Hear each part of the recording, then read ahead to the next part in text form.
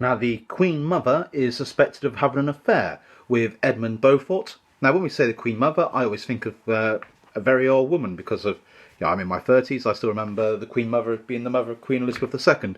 But this Queen Mother is only 20 years old, and she's suspected of having an affair with Edmund Beaufort, the Duke of Somerset. Parliament investigates, but they can't prove things either way. She then did have an affair with the Welshman Owen Tudor. Now, there's a question of if her child was Owen Tudor's or Beaufort's. You might say, does it matter? We all like a bit of gossip, but more importantly, this child will go on to give birth to the Tudor dynasty. Now, the Tudor dynasty therefore may not be the Tudor dynasty, they might actually be the Beaufort dynasty, but it could go either way, quite frankly. Now, the Tudors say that they were married. There's no evidence they were married, but the Tudor claim to the crown will be dependent upon the fact that they were married. Their grandchild will be Henry VII of England, the first Tudor monarch. Now, Henry VI is also the King of France from 1422, but this is disputed by the French King Charles VII.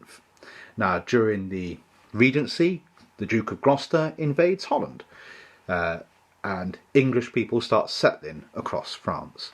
But in 1428, Joan of Arc, a French girl who claims to hear the voice of God asking her to drive the English out of France, beats Salisbury's army at Orléans, the last major free French city. And this is a turning point in the 100 Years' War. From then on, the war in France would start to go very badly for the English indeed. In 1429, the French would march back into Paris, but are soon driven back, and Henry VI will be coronated as King of France in Paris. In 1435, Burgundy will defect to join the French. Now, Burgundy is one of the great nobles of France, and he'd been on the English side for most of the war. He will defect and join the French. Paris is then soon lost. It's a major blow to English sovereignty over France. The English armies are overcommitted, fighting in the Low Countries, they're fighting in France, they have to keep an eye on the Scots. And in 1437, Henry VI, at the age of 16, takes over control of the government. From 1436 to 43, York is put in charge of the war in France. Now remember, this York is heir to Mortimer's claim to the throne. And so Henry VI is playing a very dangerous game, though he doesn't seem to know it. He is king of England and France, but he has put the army under the command of the person who has the real claim to his throne, the Duke of York.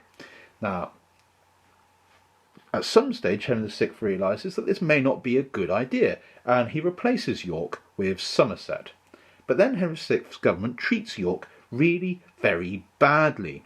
Now, as it happens, the Duke of York, although he has this claim to the throne, had been loyal.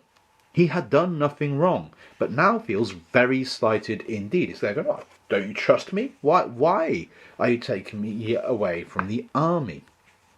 Now, what is this Henry VI like now that he's grown into a man? Well, he's pious, he's shy, he hates deceit, and he hates bloodshed. So he's not going to get on very well with the English aristocracy. He's easily swayed by his wife, Margaret of Anjou. His government was easily dominated by a few powerful nobles. The war in France, however, continued to go badly. In 1447, the Duke of Gloucester is accused of treason after opposing the surrender of much of France. He dies in custody of a heart attack, and it all seems very suspicious to a lot of people.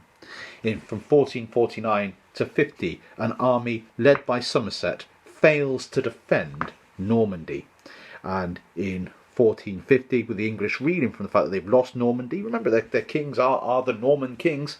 In 1450, a rebellion led by Cade seizes control of London for a time. Now, with this going so badly, York, the heir presumptive, returns from Ireland in 1452 to, as he says, to put an end to bad governance. He raises troops, but the royal army is much larger and he's forced to back down. He's unhappy with the defeat and the disorder that seems to have riven England and England's claim in France, and he wants to be officially recognised as heir, as Henry VI is still childless, and he does have a good claim to the throne. Now York swears loyalty to Henry VI and is stripped of all his offices as punishment for his rebellion, and soon after Henry VI's wife becomes pregnant, and so the monarchy of Henry VI seems secure now that an heir is on its way. But in France, the war continues to go from bad to worse. Soon all of France, except for Calais, is lost. We have here the words of the historian Nealens. In the dreary autumn months of 1453, a defeated army returned to England. An armada of little boats, anything that could float, had crossed the sea, and weary soldiers stretched from Winchelsea to Bristol. A host so downcast and bedraggled it was impossible to imagine there had ever been an army. The men were hounded from town to town, chased out by sheriffs, never allowed to rest until they died of neglect, but they spread the news of the king's total defeat. Soon after this, the king suffered a mental breakdown in August 1453. He became completely unresponsive, even to the birth of his son, Edward. Until his collapse, whatever his faults and failings as a king, his title had not been seriously in dispute. But now England has a king that won't say anything, won't write anything, won't do anything, just sits in a sort of a catatonic state, staring into space. This is no government. People are coming, there's a crisis. We're losing the war with France. Our army has collapsed. What should we do? What should we do? And the king just stares into space, even when his own son is born. There's now a real problem. Now, from 1453 in August to March of 1454, the government is paralysed as month after month goes by, 10 months in fact, and Henry VI does nothing and says no one. No one knows what's wrong with Henry VI, nor how long this would last. It could, as far as they know, be for the rest of his life. And so then there's a moment of crisis. In March 1454, the Chancellor, Cardinal Kemp, died. Now, only a king could appoint the successor. The Chancellor is effectively the Prime Minister. Who will be this next Chancellor?